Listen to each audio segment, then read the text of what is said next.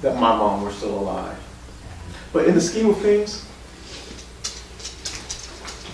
there's also things in this earth, in this life, that I'm glad that my mom was gone on. That there's some things that she's missing out on, that I'm glad that she's missing out on. There's some things that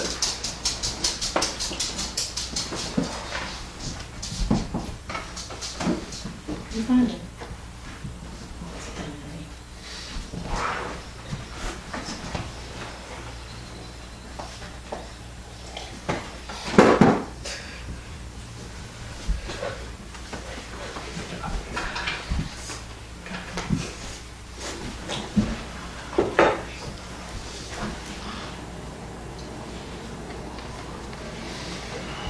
Let me talk about me for a little bit.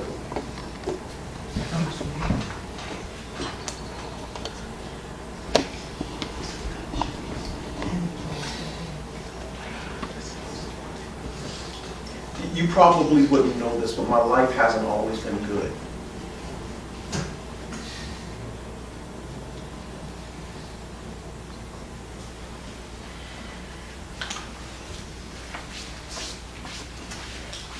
There's some things that have occurred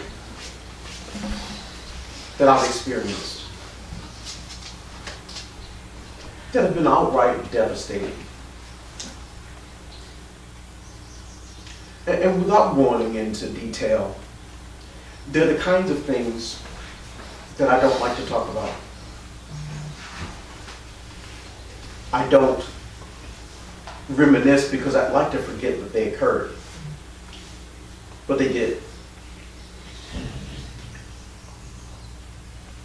And as much as I'd like to change some things, wow.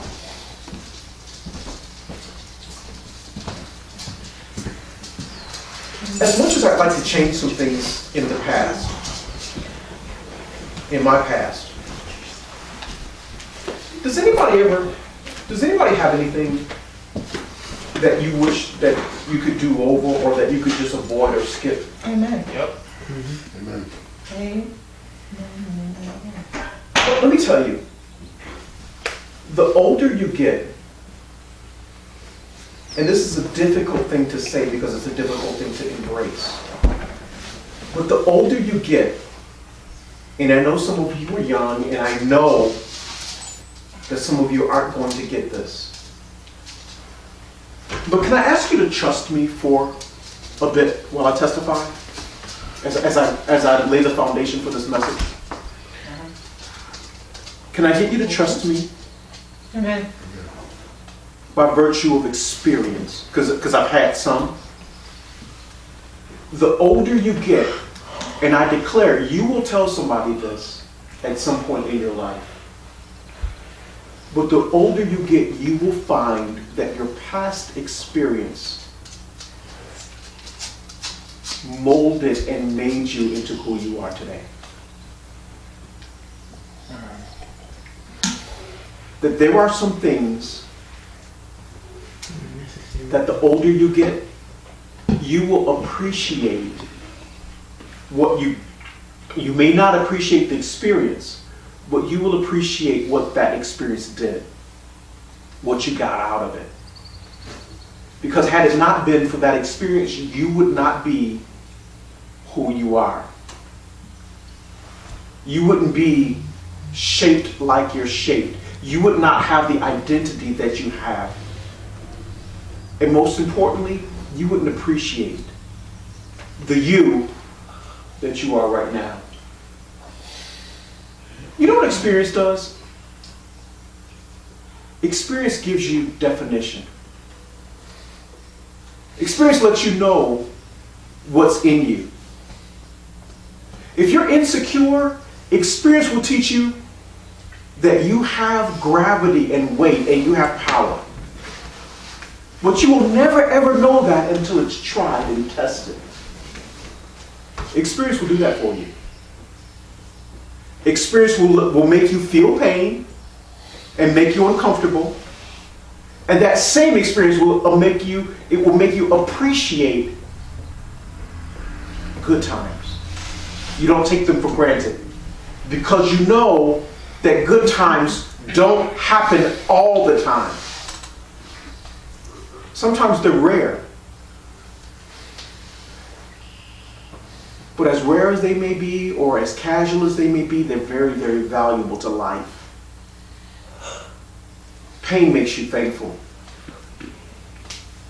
It makes you appreciate the absence of pain.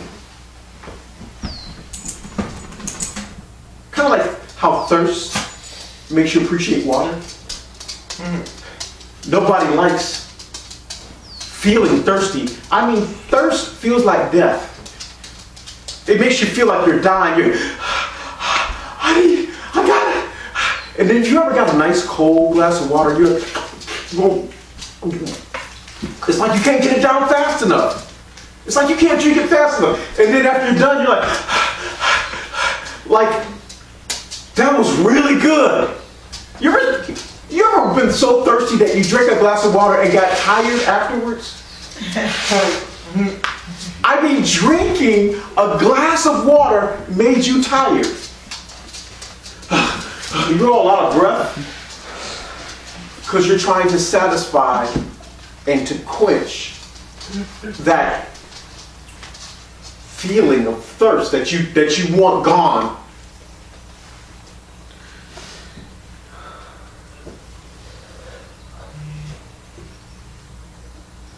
The very nature of God is to satisfy what's lacking in your life. It's the nature of His presence. And the closer you get, I say closer you get, like it requires a tremendous amount of effort to get close to God. The truth of the matter is God is everywhere. He's omnipresent. He's a very present help in the time of trouble. It's not God that's missing. It's our opening and giving God space in the realm that we call our life. Yes, sir. It's us letting God in that makes the difference. And all you have to do is open up more. How much more? Complete. God will make you complete when you open up completely.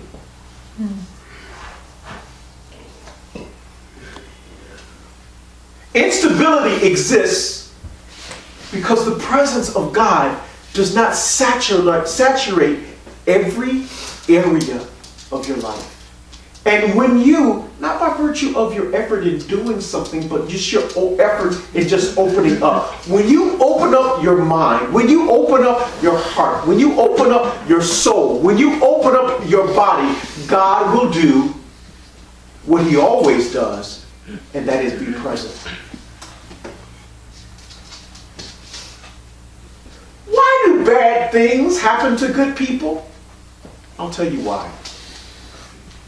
Because something that's bad in your life is there for you to recognize what you yet need to open. Because the presence of God will not only tip the scales in your favor, but will compensate what you're feeling and labeling as pain. Because what you feel and label as pain, the presence of God will let you relabel as growth. Listen to me.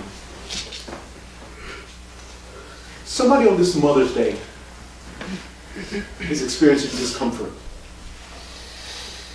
Somebody under the sound of my voice is feeling some things that they don't like what they feel. Somebody that's in this room has some stuff going on that you wish wasn't going on. And your only response or reaction is to respond to that thing that's in you, that's in us all, It's a psychological response. It's an emotional response. It's a hormonal response. It is a response that science calls fight or flight. In other words, this thing that I'm feeling, this thing that's going on, I am either going to put it as far away from me as I possibly. I'm going to put me as far away from it as I possibly. Listen, this and me is like oil and water. We don't belong. So I'm either going to get it out or I'm going to get out. I'm going to flee. I'm going to run. I'm going to disconnect. Stick a fork, I'm done. Or militantly, I'm going to walk around with such an anger because of the presence of this thing that's making me uncomfortable. I'm going to fight. And not just fight it, but the fight response to an area or an issue in our life, the fight or flight response, when you choose to fight, that choice is overwhelming, because once you click it on, it's difficult, almost impossible for you to click it off. So not only are you fighting against that thing that makes you uncomfortable, but that fight response, should you choose to accept it, is so overwhelming that you walk around like you have a problem, not just with that issue, but you got a problem with everything and everybody. So much so, because of that thing that you choose to fight, and guess what? You don't win, you're just fighting.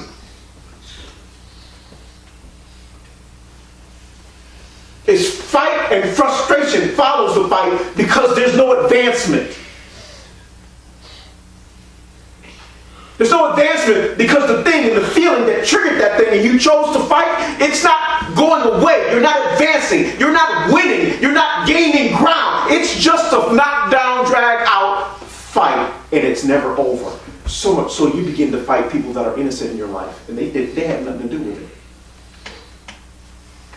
You walk around with a scowl and anger. People ask you what's wrong, and you talk to them like they did it. And if you got sense enough not to talk to them like they did it, they walk away like you got a problem with them.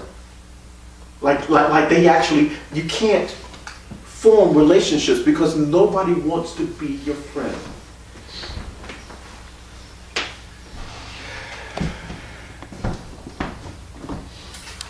People talk about you behind your back. He's always angry. She's always upset.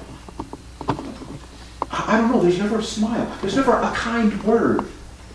Because you're walking around with the pain of something that you chose, fight or flight. You chose to fight. But you're not winning.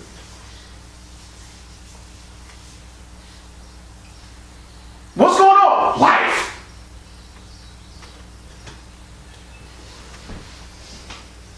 Life is going on. You can't flee life because life is just there.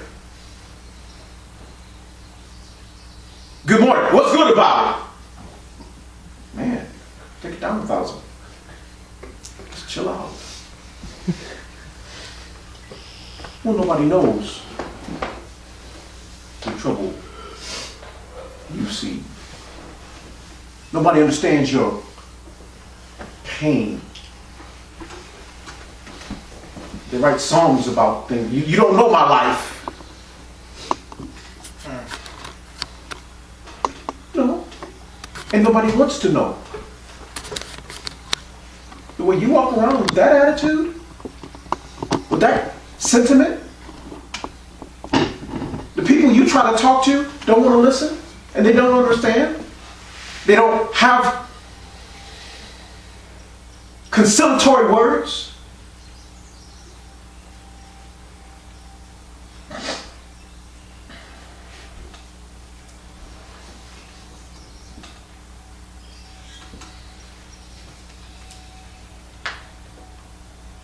There are times in our life when we can experience such misery and pain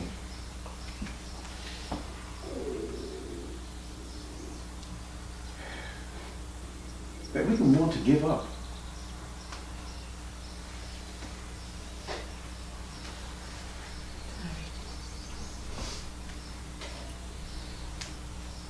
You can want to quit. Quit what? Quit life. Just check out. That's easy, yo. I don't want to be around anybody. I don't want nobody around me. I don't want nobody asking me questions. I don't want anybody to talk. I just want to be alone. And you know what alone does? Alone disconnects you from not just anything and anybody, but everything and everybody. Alone means you're not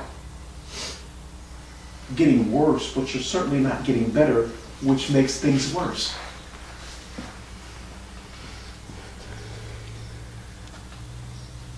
Is there any hope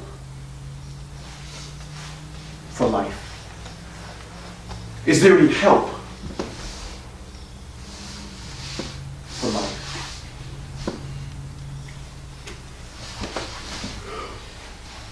There is only one thing that I've discovered that works.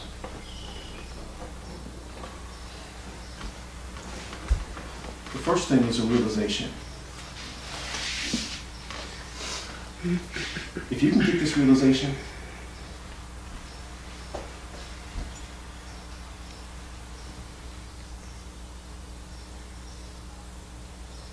you will never need a psychologist, a psychiatrist. Not only will you not need somebody to talk to, but neither will anybody that you know. Because if you can get this, this is so gettable that when you got it, you can pass it on without it being lost on you. It's not like loaning somebody your lawnmower and you can't ever cut your grass. If you can get what I'm about to say to you, you could have this thing and you will be so changed that you will literally be on a road where you will be unaffected. Doesn't mean that you're going to be, that you won't feel anything. You'll feel everything. But your feeling things won't affect you to the point where you're just miserable and you're just disconnected. There's a knowledge that I'm going to pass on to you. It doesn't come from me. I'm just sharing it because that's my job. To give you practical application of biblical truth. Something you can use, something that you need. God knows you need it. But if you have it, you've got to know how to use this truth. Anybody ever felt trouble? Anybody ever been in trouble? Yes. Anybody got some trouble going on in an area in your life right now? Okay. What I'm about to do is give you double for your trouble.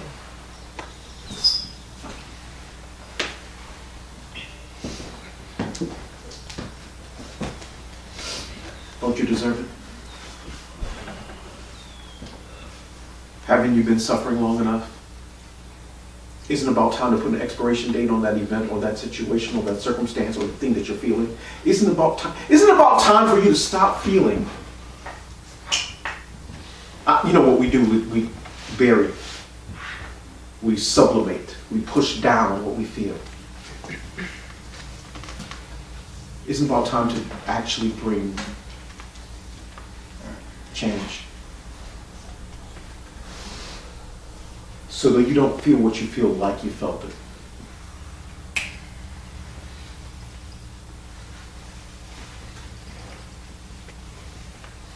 There's two scriptures that I want to read to you. They're going to seem a little disconnected. I get it. And they're going to seem like they don't even apply to what I just built up as being a problem. but this is the solution. The first scripture is in the book of Psalms 115.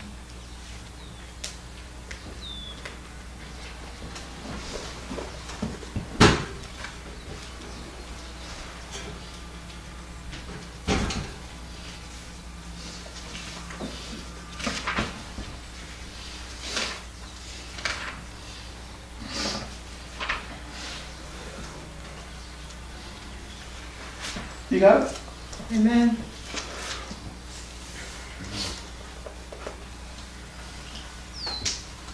You want to have Psalm 115?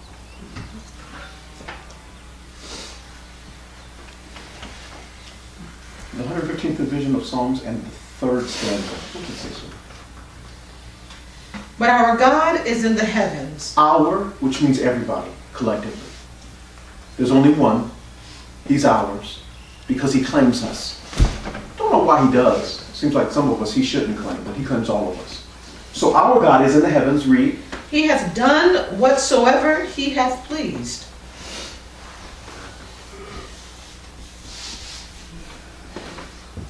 He has done whatsoever he has pleased.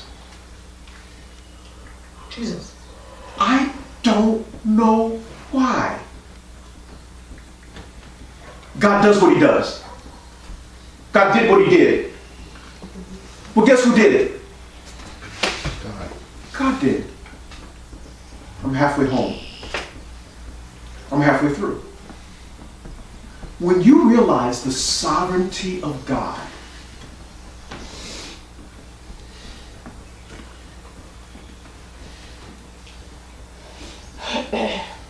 there is a reason that goes beyond my ability to understand. I think the secular term is it's above my pay grade. And if something is above me, if something is beyond me, it's going to be vanity and vexation of spirit for me to try to figure out something that's unfigurable. Somebody say amen. Amen. There are things that are going to happen in your life that are beyond your ability to understand. But the only thing you have to know is that God is in control. Does it make sense? No, it doesn't make sense. I can't make sense out of it, but what I do know is God is in control. This don't feel right. It don't make any sense to me. It shouldn't have happened. God, say it with me. God is in control. Not only is God in control, he's always been in control. This isn't anything new. This is the way that it works. This is the way that it works. This is the way that it works. Guess who knows that? Not everybody knows this. Because not everybody knows God. But when you know that God is in control, when you know that, there's a lot of things that you're not going to know. But as long as you know this, it's going to make the difference on what you don't understand. It's going to fill in the gap. It's going to compensate what doesn't make sense to you. Because you know God and you trust God, that event, that circumstance, that thing is still in God's providence. And if it's hurt me now, it can't hurt me forever. Because God is in control. I don't understand why it happened, but God is in control. I don't know why it happened to me. I don't see the good in it. I don't see the profit in it right now. But what I do know, and but what I refuse to forget, is that God is in control. Give me the book of Daniel, chapter number 4.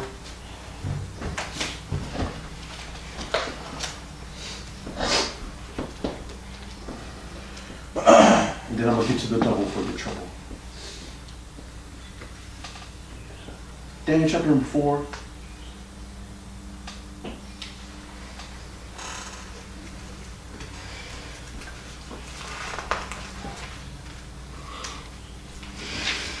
You guys know the story of Nebuchadnezzar? Nebuchadnezzar was a king, a Babylonian king. God used him, but he didn't know he was being used by God. He took over everything that was Hebrew. He turned them into slaves. They became literally second-class citizens. They served the Babylonians. It was an occupation. He was there to teach God's people a lesson. They didn't like the lesson. They didn't like being ruled over or being slaves, but they did it to themselves. It was a consequence of being disobedient for not doing what God said do. When you don't do what God says do, there are consequences. You don't know the consequences, you don't like the consequences, but it's because of what God is trying to do in your life. God's way isn't just the best way, it's the only way. It's the only way to avoid consequence. And when you realize that, you have the opportunity to change and to turn. Not just your mind, but also your heart. Nebuchadnezzar, being used by God, got arrogant, and he thought he was just, the reason why he was winning was because of him. And in his arrogance, God struck him. He lost his faculties. He was a king and started acting like an animal. The Bible says that he began to eat grass. And wouldn't come indoors. He wouldn't bathe, he wouldn't wash. He'd walk around on all fours. His nails grew long like talons. And people wouldn't get it because they thought he was crazy, because for a while he didn't just lose his mind. Because the mind is governed by God, and so is the heart. God turned his mind. And his mind was no longer to his benefit. So for years, he lived out of doors, well, like a dog. Or this is the king. He came out of the palace, and one day he just started walking on all fours. And in like manner, on a given day, God in his infinite wisdom turned his mind back. And he had the mind of a man again. And he knew what had happened. He knew everything. He remembered, because he didn't have amnesia. In that moment of clarity, he, not saved, not connected, not God's chosen, this is an unsaved Babylonian king. He realized that the influence that affected his life was God. In that day, in his punishment, he's on all fours, and he said, what am I doing here? And he realized the reason why he was on all fours is because of his lack of acknowledgement of who God is. See, when you don't connect with God, that disconnection makes you something else other than who you're supposed to be. This man's supposed to be the king. And he's acting like somebody's pet.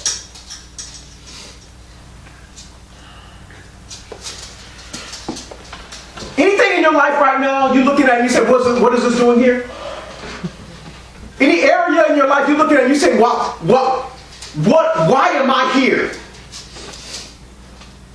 If you connect with God, you have fewer questions, because God is full of answers. All he is and all he knows is satisfaction. And if you are unsatisfied, if you are unstable, invite God into that area and quit trying to figure it out. Quit trying to fix what you don't have the tools to fix. Just give God space. Just give him space. In that moment, what Nebuchadnezzar felt, what he realized in that moment of clarity is in verse number 35, Daniel chapter number 4. You got it? I'll read it. Daniel 4:35 says the following. This is Nebuchadnezzar speaking aloud to himself, because there's nobody around for him to talk to. Everybody's left him alone. He said, all of the inhabitants of the earth, he's Babylonian, doesn't matter. All the non-Babylonians, all the Hebrews, all the non-Hebrews, he says everybody. He has this moment of clarity on all fours. all the inhabitants of the earth are reputed as nothing. In other words, none of us are anything. We have no value in and of ourselves. Watch what he says. And he doeth, he's talking about God. He doeth according to his will. God is going to do what God is going to do. He doeth according to his will in the army of heaven and amongst the inhabitants of the earth, and none can stay his hand. Nobody can stop God, one way or the other. Or say unto him, excuse me, what you doing? Nobody can stop God. Nobody can question God. God is going to do what God is going to do. So, brings me to this realization. Acknowledging or being a part of treating God like he is sovereign because he is going to do what he's going to do. God is over everything. If I get involved in his program, if I allow him to flow through my life, what I discover in that moment is life is not something that happens to me. Life is something that happens for me. And 4 is double 2. My perspective, my realization, my understanding of what's going on. I don't understand. God is in control. Gives me double my understanding, double my results. I don't have to put such effort to strive against life, like life is working against me. Life is just an uphill battle. If I realize that God is in control, that means that life isn't happening to me, life is happening for me. And when I realize that, half the effort goes out the window. I literally get double for my trouble. It doesn't get easier, but it gets different. Because the difficulties of life don't have to affect me like they've been affecting me. They don't have to get to me like it's been getting to me. Understanding that God is in control compensates for the woes and the ills that I see all around me. Because that stuff all around me is happening. But what's it doing to me? If I can see the God over it all, then there's a light, not just at the end of the tunnel, but there's a light above. Everybody knows, I don't care how bad the storm, if you go up high enough, the sun is shining. And it's only raining on the people that are down here. When you realize that God is in control, you connect with him. And in connecting with God, it elevates you. It brings you to a higher place. It changes your perspective of life. You can see bad stuff coming and you don't worry and you don't fret. Because you know wherever God is, the sun is shining. You realize that there's no weapon that can be formed against you that can prosper. You don't have anxiety. When people start talking bad, you realize that when men speak well of you, that's the time to worry. But you're blessed when people revile you and say all manner of evil against you because you're connecting with God and God is in control. It's not the people doing that. It's not the forces doing this. It's not evil. Evil is present, but it's not in control. God is in control. And since God is in control, he's on the winning side. Huh? And if I'm with him, then I'm not going to lose. I can't. Because God can't. You're going to win. I don't struggle for victory. I have victory right now, today, because I am on the Lord's side and God is in control. Let not your heart be troubled. That's a choice. Believe in God. Believe in His Son, Jesus Christ. It will be medicine to your mind. It will be a calm to your heart. It will be stabilization for your feet. Stable in unstable times, you will be, because you realize that God is in control. And since God is in control, nothing can happen to you. Everything happens. How many? Amen. And the church said, Amen.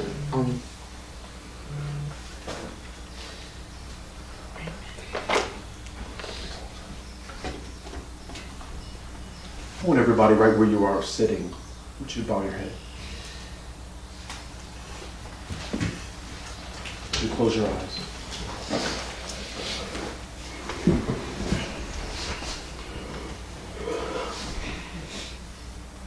Everybody. I want to pray for you, but not just pray for you. I want to pray with you. I want you to focus on the things that give you trouble, that are giving you trouble right now. I want you to bring those things into your temporary focus right now, because the empowerment of God's grace is going to make you not only look, but treat those things differently. I'm going to tell you something not out of ideology or simply just faith. This is God's reality. And if you believe God, I want you to see victory over all the things that you are now calling trouble. That victory not only does it belong to you, but it's not that you're going to have it one day. You have it right now.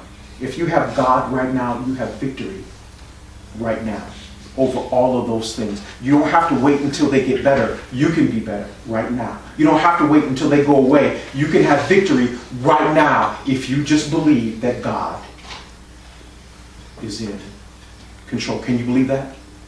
If you believe it, say yes. Yes. God is in control. God is in control of you, and God is in control of it, and you're going to come out on top. Did you hear me? I said you're going to come out on top, because God and the God in you can't lose. God, and if you let God in, He won't lose. And if God can't lose and He won't lose, it doesn't matter what that situation looks like or feels like. It doesn't matter. It's inconsequential. But before you ever move by faith, you've got to believe that God is in control. He has control over everything. Past, present, future. It's not based on our understanding of what's going to happen or our hope for what might happen. It's going to happen the way that God is going to lay it down, and He's in control. And if God be for you, and He is, please understand you're His child. If God be for you, there's nothing and nobody that can be against you. But your heart has to be full of Him. Your mind has to be full of, He's got to occupy every area so you're not exposed because of your unbelief. The devil can't attack any area that's already covered. I feel people being lifted right now. I feel weights being lifted off just because you see the victory. Because you see the truth. And God's truth is the everlasting truth. This isn't a quick fix or temporary psychological positive thinking retrofit fix. This is what has always worked. It's what's working right now for your good, and what will always work in the future. Because all things, good, bad, or indifferent, presently are working together for your good. All things, good, bad, and different, in your past work together for your good. All things are working, they're going to work for your good because God is in your life and God is in control. Father, help us focus on your word so that your word is truer than the truth that we see with our eyes and we hear with our ears. Father, help us be more intimately acquainted with who you are than our very day-to-day experience. Let nothing separate us from who you are and the impact of your presence in our lives being greater than the impact of some third party outside experience. That stuff affects us from the outside in. You affect us from the inside out, and your truth is truer. Life doesn't have to be full of hiccups and problems. Life is what it is. And it doesn't happen to you, it's happening for you. Thank you for your presence. Thank you for the ability to see that you're real. For they that worship him must believe that he is, and that he's a rewarder of them that diligently seek it. The biggest reward that you can have today is truth. Because when you know truth, it makes you free. Truth liberates you.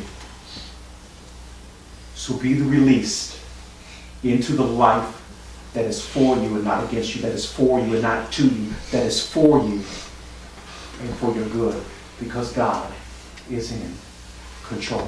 Let's give the Lord a hand clap.